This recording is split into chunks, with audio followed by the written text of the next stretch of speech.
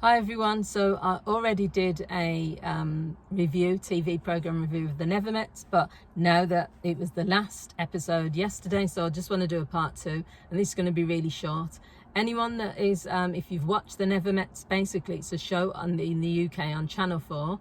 It's about people who have never met, but they're having like internet relationships. So they've been speaking to each other online for like 2 years, 3 years, quite a long time, some of these people, and then it shows them actually going to meet the person for the first time, and then how that works out. Now, out of all of the couples, so you had, I can't remember all of their names, but you had Demebe. She is a black British woman, but she's got Nigerian heritage. She went over to Dubai to meet a Nigerian.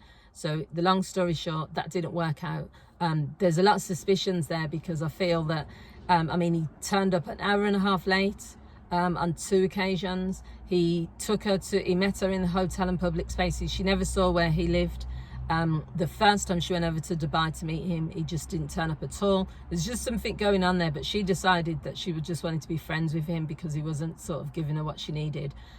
People are saying that she was more interested in his money because the way that she met him was looking on Instagram and seeing that he had a case full of money. So in the end, they just decided to be friends. So another couple was a Scottish, she's of Chinese heritage, but she was fostered, and she was born in, I think she was born in Edinburgh. She may have been, or she may have been born somewhere else. 24 years old, Leah, and then she was in a 2-month internet dating thing with Chad, who's from America. This was a tricky one because he's 49, she's 24. There was loads of things online about this couple, but ultimately it was never going to work from the beginning. So Leah comes across as someone who's very loves drama. You know, she was seeing another person in Scotland at the same time as she went to see Chad in America. She knows that they don't have similar lifestyles. She knows that really there's nothing in common. She always was giving me the vibe of someone who enjoyed like the adventure of going like to another country and all the rest of it, but she didn't show much interest in him. You know, when you saw them together, it was like awkward. Even when they kissed once, that looked awkward. When she was around him, she just kind of, it felt like, I don't know, Leah's giving me vibes of someone who either doesn't want to be in a relationship but loves getting presents and gifts. So the key thing that last night in the final series, which was really sad, is although Chad is older than her, and there's some issues there of why someone who's got a child would want to date someone who's 24 when you're like 49, so double her age. But ultimately, he come across as a really nice person. I mean, he was getting upset when she said they can't be together, but he paid. This is the thing that really bothered me in this whole episode and showed me that Leah is not a nice person. She's living in a house where it's clear that she's struggling financially because first of all, she wears the same shorts. She went all the way over across another country wearing a pair of shorts. It was the middle of it was winter. She's always got like the same sweat tops. She wears that types of clothes, but that's not the issue because that's how she wants to dress, and you can see she's struggling. The fact is she had no food in the fridge. They're coming all the way from across the world, from America to Scotland, and she couldn't even be bothered to go shopping.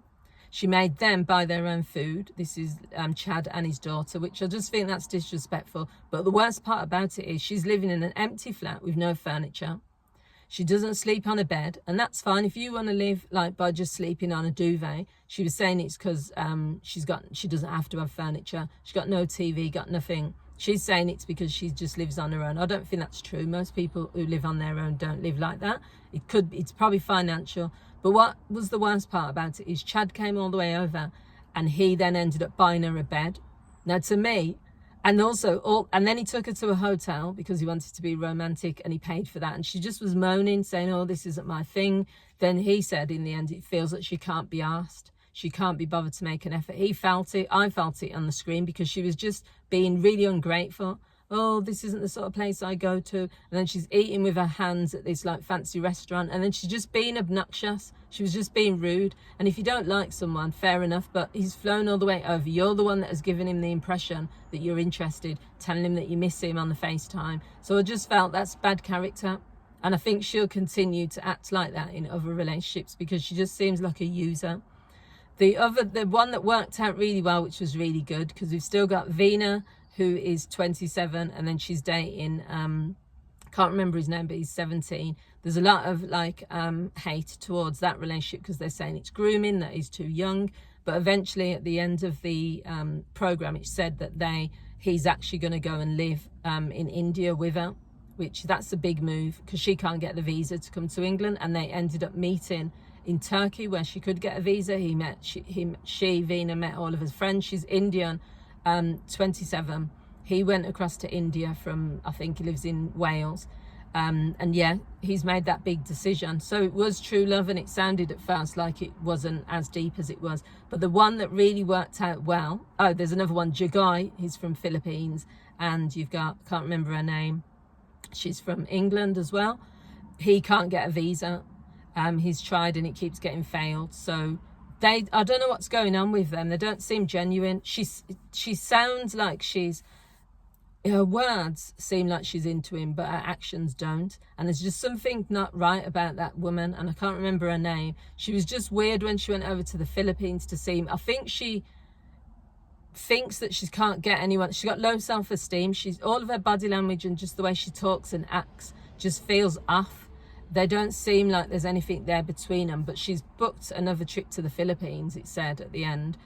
He's never going to be able to come over. I think she likes the idea of having that sort of distance where someone can't be with you physically all of the time, but she loves the FaceTime calls. She loves like going trips to Philippines. She likes a part-time partner. That's what I'm getting the vibes, but someone correct me if I'm wrong. But the final one, which worked out really well out of all of the couples, was Matt, who's 38, lives at home. Is a bit awkward, a bit eccentric, you could call him. People might think, a very strange person. But to me, yeah, he hasn't ever travelled anywhere. He took a big risk. He went to the Philippines. And I think what was nice is that they've been talking for like 2 or 3 years, or something like 3 years. They've only met 16 times. But because she couldn't get a visa, he decided, right, this is it. This is the one for me. He went back to the Philippines. They got married. And it does seem really genuine, and it was really sweet. I was almost tearing up yesterday because it was just their journey of like, she was really upset when he left the Philippines. He asked her to marry her.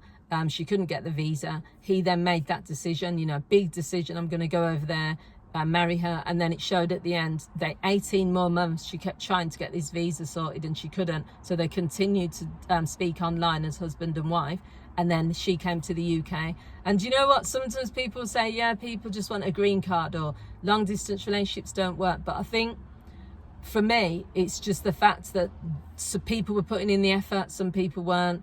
There was a few, iffy things there. But overall, it's a big, I think it takes a lot of courage for people to enter into those relationships, and also to have it filmed on TV. You're going to get lots of judgment, but I wish the best to all the couples. I sort of got invested in this program. At first I was like, oh, this is a bit entertainment, but then as I got to know the different people on there, it felt like, yeah, I was rooting for them.